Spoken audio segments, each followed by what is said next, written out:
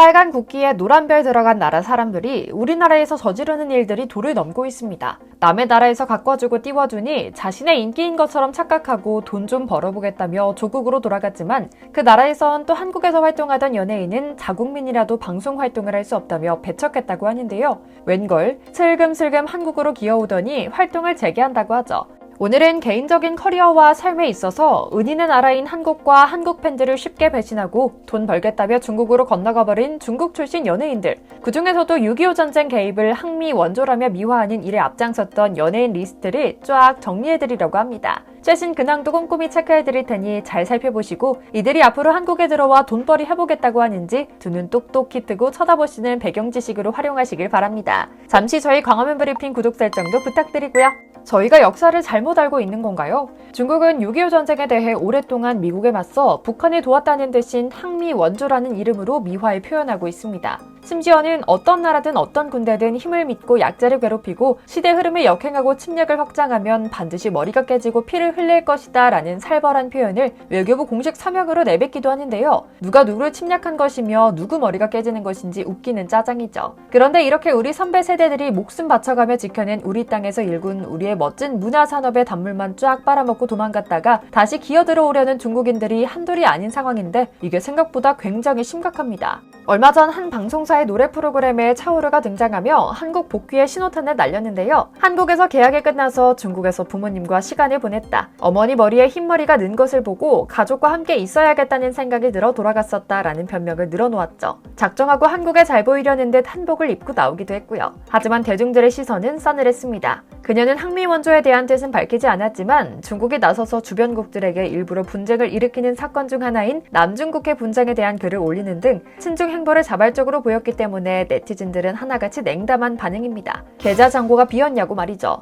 실제로 차오르 역시 한국에 돌아올 생각이 있었던 사람인가 싶긴 합니다. 앞서 말씀드린 남중국해 영유권 분쟁과 관련한 중국 정부의 입장을 옹호하며 중국 영토는 조금 더 작아질 수 없다는 글을 올린 데 대해 논란이 되자 곧바로 한국 활동을 정리하고 중국 활동에만 집중했거든요.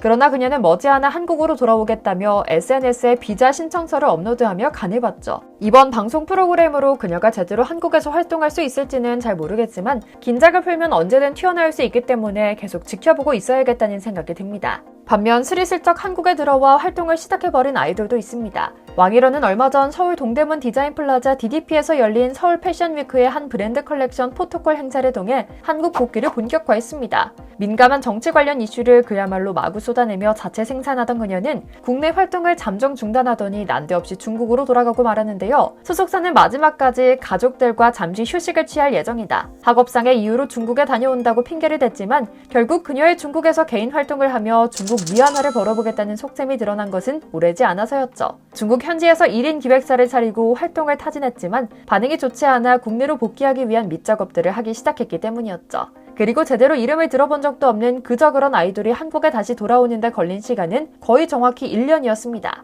에버글로우의 비주얼 센터였던 왕일원은 눈부신 밈으로 데뷔 전부터 엄청난 화제를 모았지만 그녀는 한국 팬들의 뜨거운 관심에 배신으로 응답했습니다. 사실 그녀는 중국행 전부터 논란이 매우 많은 멤버였습니다. 팬들과의 팬미팅에서 뜬금없이 나는 누구보다 조국을 사랑하고 나는 내가 중국인이라는 것이 굉장히 자연스럽다. 나는 될 수 있으면 힘닿는 데까지 한국에서 우리 중국 문화를 선전하려 애쓰고 있다. 나도 어디에서나 중국어로 말하고 싶지만 회사에서 주의를 주고 있다 라고 말하며 팬카페 아이디 프로필 사진을 중국 국기로 교체할 정도로 갑작스러운 급발진을 하기도 했거든요. 이렇게 한국에서 활동하면서 개념 없이 중국 사랑을 드러냈던 왕일원은 결국 엄청난 사고를 칩니다. 그건 바로 자신을 사랑해준 한국 팬들에게 새해 인사를 거부한 것인데요. 작년 1월 한국에서 열린 에버글로우 팬사인회에 참석한 왕일원은 다른 한국인 멤버와 달리 혼자서 주먹을 감싸지는 중국식 인사를 했습니다. 중국의 속국에 불과했던 한국인들 앞에서 감히 무릎을 꿇을 수는 없다라는 말도 안 되는 이유 때문이었는데요.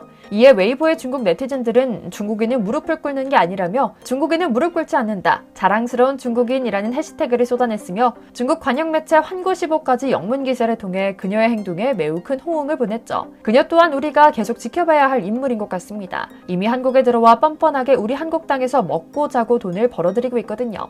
그러다 중국으로 건너간 뒤에 성인 화보에 가까운 노출 사진이나 찍는다거나 한국에서 겨우 몇 년 활동한 초짜 아이돌 경력으로 무려 중국 아이돌 오디션 프로그램에서 심사위원직을 맡아 이러쿵저러쿵 아는 소리를 늘어놓는 인물들도 있습니다. 바로 성수와 주결경인데요. 이 둘은 겉에서 보기엔 중국에서 잘 먹고 잘 살면서 활동하고 있는 것 같지만 사실은 별 볼 일 없이 드문드문 얼굴을 간신히 비추는 정도로 그치고 있다고 합니다. 이 둘은 감히 한국 복귀각을 잴 수도 없을 정도로 이미 한국 팬들이 모두 마음을 돌려버린 상태죠. 먼저 성소는 시선을 사로잡는 빼어난 비주얼과 유연성을 바탕으로 한순간에 13인조 걸그룹 우주소녀의 간판 멤버로 자리 잡았습니다. 비슷비슷한 아이돌이 데뷔하던 이른바 춘추 전국시대에 독보적인 미모와 글래머 몸매로 주목을 받았는데요. 덕분에 신인임에도 불구하고 광고, 예능 등의 얼굴을 비추며 데뷔와 동시에 폭발적인 인기를 누릴 수 있었죠. 하지만 어느 순간부터 성소의 모습은 한국에서 보기 어려워졌습니다. 지금의 성소를 만들어준 한국과의 인연을 아예 끊고 중국 연예계 활동에만 전념했기 때문인데요. 역시나 SNS에 6.25 전쟁을 항미 원조 기념글을 올려 한국 네티즌들의 비난이 사더니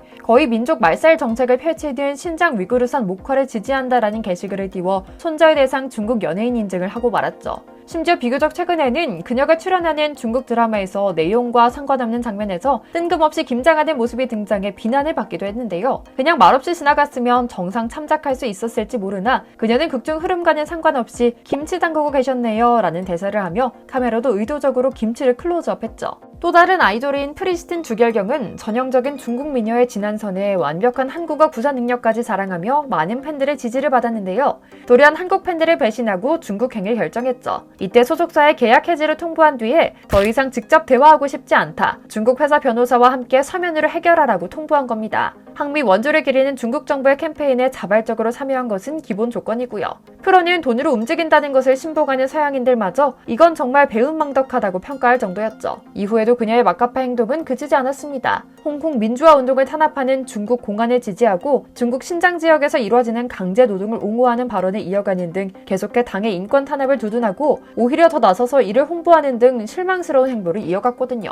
그런데 기왕 갔으면 잘 풀리기라도 했어야 할 텐데 중국에서 잘 나갈 것 같았던 주결경은 때마침 강화된 중국 당국의 한알령의 직격탄을 맞습니다. 심지어 한국에서 온 자국의 연예인들도 모두 퇴출해야 한다는 극단적인 정책까지 이야기가 나올 정도였습니다. 한국에서도 중국에서도 배신자 취급을 당할 수밖에 없던 건데요. 이미 한국을 완전히 등지고 법정 다툼까지 진행하며 중국에 왔던 주결경은 당황하지 않을 수 없었습니다. 중국 팬들에게는 한국에서 온 첩자라는 황당한 비난을 받았던 것은 물론이고 해외 팬들마저 이미 K-팝 스타가 아닌 그녀에게 관심을 주지 않았죠. 그래서였을까요? 엄청난 빚을 지게 된 주결경은 난데없이 선정적인 화보를 찍는 비참한 처지가 되고 말았습니다. 한국에서 사랑스럽고 똘똘한 소녀 이미지로 인기를 얻었던 것을 생각하면 180도 달라 보이는 모습이죠. 잘 모르겠습니다. 어린 나이에 눈앞에 작은 이익을 쫓을 수도 있습니다. 자국에 대한 애국심을 보일 수도 있습니다. 그러나 이들은 한국에서만큼은 그러지 말았어야 합니다. 눈치를 챙겼어야 했고 은혜를 존중해야 했습니다. 이제 우리가 할 일은 간단합니다. 두 눈 똑똑히 뜨고 이들에게 두 번 다시 같은 일을 당해서는 안 된다는 마음으로 지켜봐야 합니다. 오늘 준비한 영상 여기까지고요. 저희 광화문 브리핑 구독, 좋아요도 부탁드립니다. 시청해주셔서 감사합니다.